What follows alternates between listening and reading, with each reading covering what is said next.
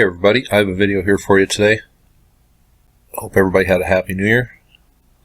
Now I realized I have not made a video specifically on one of the most important sites in ancient Egypt. I've showed you some of the most obscure temples in Egypt, but I have not made a video dedicated solely to the Sphinx Temple. And due to the great work by Google and Google Street View here, you can actually go visit the Sphinx Temple, and that's what we're going to do today.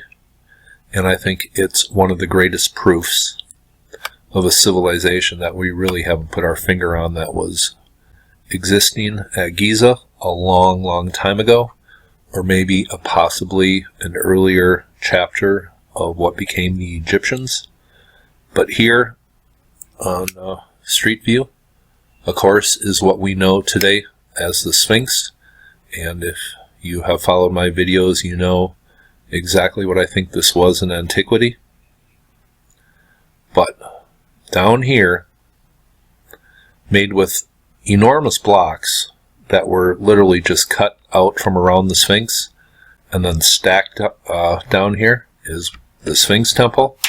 And this is a pretty unique place, and we're going to go take a look. Now, this is what it looks like when you are going from viewing the Sphinx down into the Sphinx Temple, and it is down, and this is what it looks like, and this is just amazing here.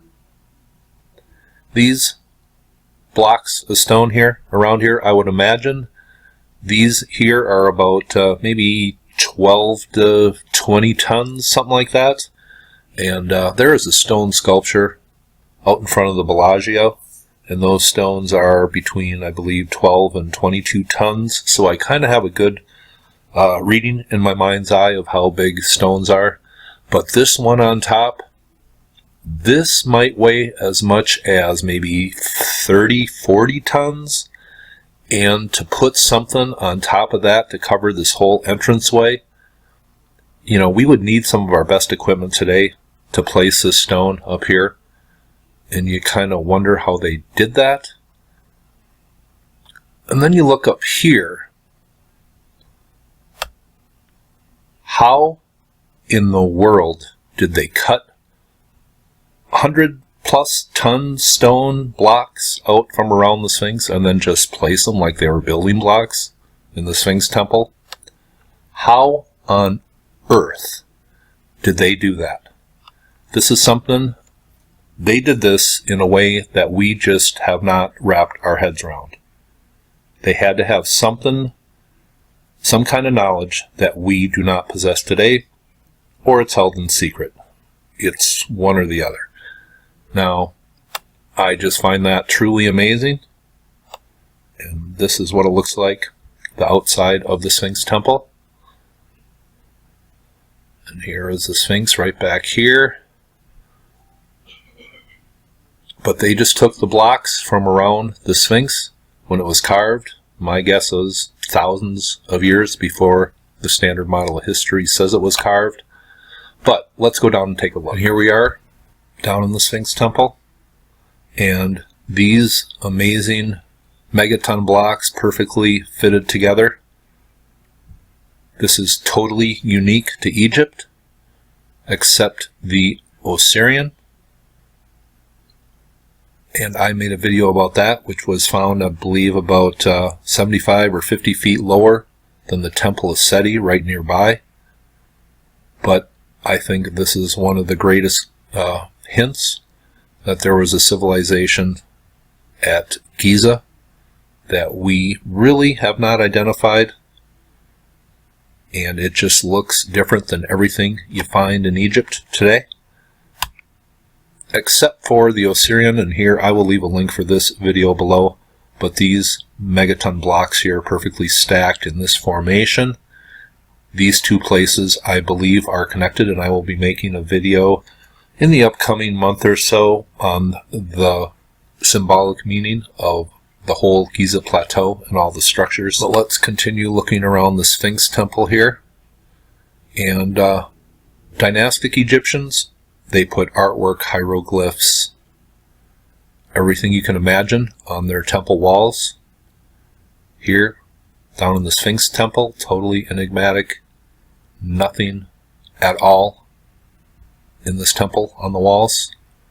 And once again, you know, I look at everything with an open mind, and I have no agenda or bias, and I'm out to prove nothing. I just give you what the evidence tells me in my videos. And when I talk about a prior civilization or an earlier chapter of the Egyptians that we have not recognized, I think this is one of the greatest proofs. And here we are in a corner, the outer corner of the Sphinx Temple. And here you see these massive blocks that were just cut out from around the Sphinx, placed here. And then we got this granite down here from Aswan, same place as they got materials for the Great Pyramid.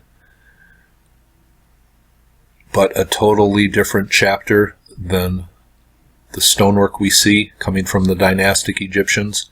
But how on earth did they stack these cut blocks up like that?